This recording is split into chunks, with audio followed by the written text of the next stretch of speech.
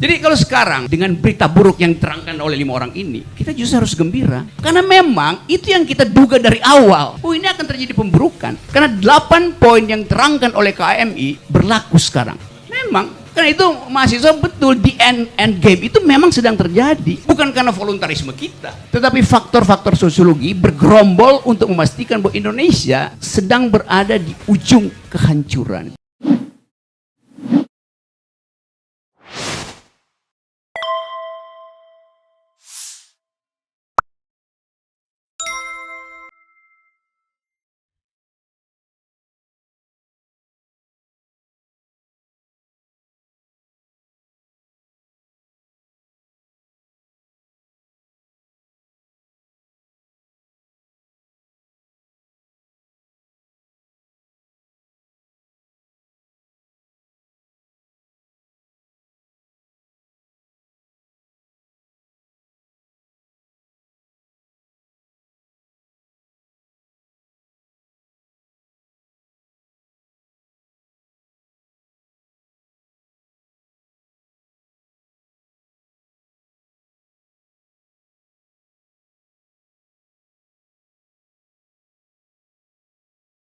Yang dia maksud dengan teman-teman saya, itu yang disebut sebagai teknokrat di era Orde Baru.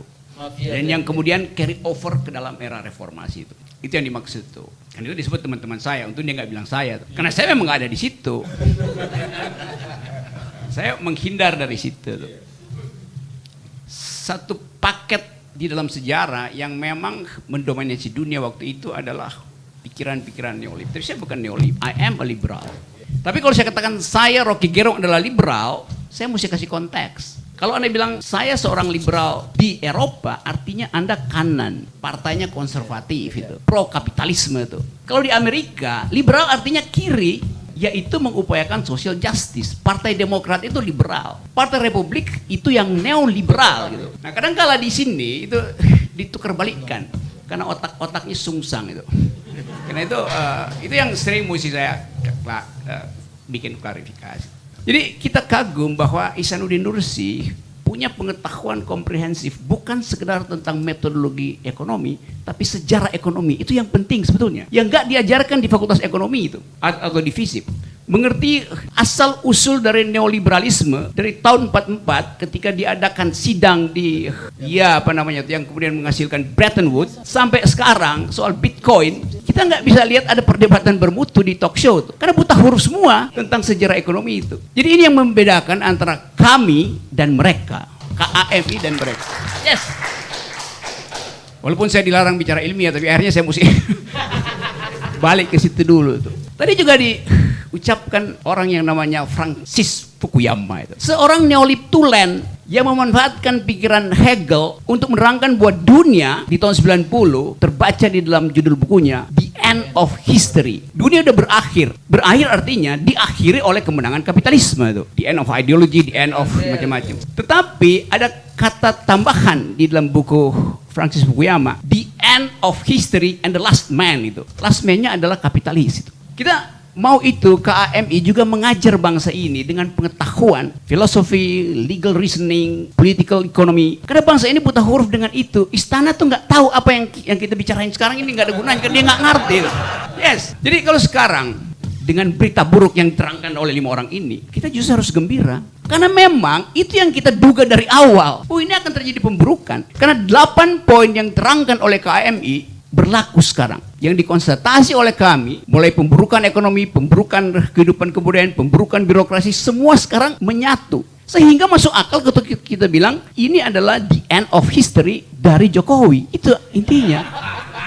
Memang. Karena itu mahasiswa betul di end game itu memang sedang terjadi. Bukan karena voluntarisme kita, tetapi faktor-faktor sosiologi bergerombol untuk memastikan bahwa Indonesia sedang berada di ujung kehancuran. Itu sekarang pilihannya mau dicegah nggak kehancuran itu. Kita udah berupaya 1 tahun nggak bisa, jadi biarin aja kan. Logikanya begitu sebetulnya. Nah, saya ingatkan sekali lagi bahwa tadi Francis Fukuyama akhirnya menyadari kekeliruan pikirannya itu. Karena itu kemudian dia tulis buku baru, judulnya Disruptive.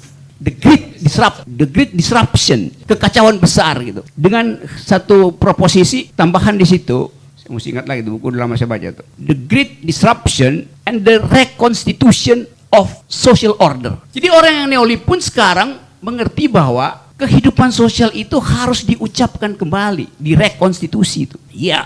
Jadi terlihat bahwa para pemikir besar pun setuju bahwa kita harus kembali pada kehidupan kesetaraan manusia, solidarity itu. Dan itu yang jadi tema dari KAMI. Jadi sekali lagi kita bersekutu di sini dalam upaya untuk reconstituting the idea of justice. Karena inti dari kemerdekaan Indonesia adalah social justice. Itu yang nggak terlihat. Kan itu yang jadi tontonan kita untuk tahu bahwa memang pemerintah ini mengeksploitasi rasialisme supaya mudah dikendalikan kalau terjadi social unrest itu. Jadi bayangkan misalnya nih, Chinese community di dalamnya ada struktur yang berlapis-lapis, ada yang kaya banget, ada yang miskin banget. Kalau saya pergi ke Singkawang, saya ketemu dengan orang Cina yang jadi pembersih-bersih ya Pak, tukang sapu jalanan yang miskin sekali. Tidak jauh dari pantai Indah Kapuk, karena namanya Cina Benteng, yang betul-betul pariah tuh.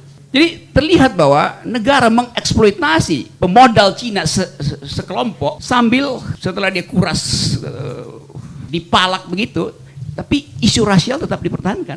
Karena itu cara untuk mengendalikan masyarakat. Hal yang biasa kita baca di dalam buku-buku political philosophy, di dalam upaya untuk memahami bahwa niat pemerintah sebetulnya adalah menghalangi persatuan supaya dia bisa kendalikan keadaan itu. Itu busuknya pemerintah yang diajarkan oleh Niccolo Machiavelli sampai siapa namanya tuh 1984, George Orwell. Sampai kita baca buku yang ditulis oleh Ihsanuddin Nursi. Kalau kita bikin refleksi Indonesia hari ini, lepas dari soal kita mau konfrontasi, kita mesti katakan bahwa kepemimpinan hari ini kepemimpinan yang tidak dituntun oleh pikiran. Dia nggak ngerti apa yang sedang terjadi. Bahkan ditanya apa itu Taliban, apa itu Taliban?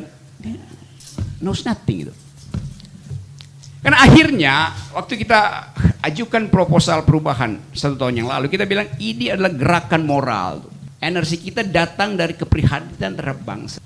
Selama 1 tahun kita mesti lakukan reevaluasi dan bikin kondisi baru. Apa yang mesti kita soundbite kita, nama baru untuk keadaan ini apa? Kita mesti beri nama keadaan ini. Menuju endgame kah? Pastinya begitu. Jadi saya lihat bahwa publik di bawah itu menunggu nama baru dari keadaan ini apa itu. Pemburukan, the beginning of the end. Dan nama itu hanya bisa diberikan oleh orang yang mampu melihat sejarah secara utuh gitu. KAMI bisa melihat sejarah secara utuh karena itu KAMI bisa memberi nama apa yang sedang terjadi sekarang. Tidak cukup lagi kita katakan bahwa kami adalah gerakan moral. Karena kita sudah upayakan itu. Artinya gerakan moral sebagai basis dari perkumpulan ini harus dinaikkan 1 derajat. Silahkan dijawab sekarang. Iya. Supaya orang tahu bahwa moral dan perubahan mendasar itu satu nafas. Orang membutuhkan perubahan mendasar. Orang nggak peduli lagi dengan ya mau 3 periode gak segala sesuka-suka deh. Tapi kita menginginkan perubahan mendasar. Jadi kata perubahan mendasar harusnya mulai digaungkan oleh petinggi-petinggi kami, oleh kita semua tuh. Supaya orang tahu bahwa KAMI menaikkan 1 derajat tuntutan politiknya tuh, bukan sekedar moral tuh. Karena moral udah selesai, kita udah coba nggak bisa itu. Bahkan lebih memburuk kan.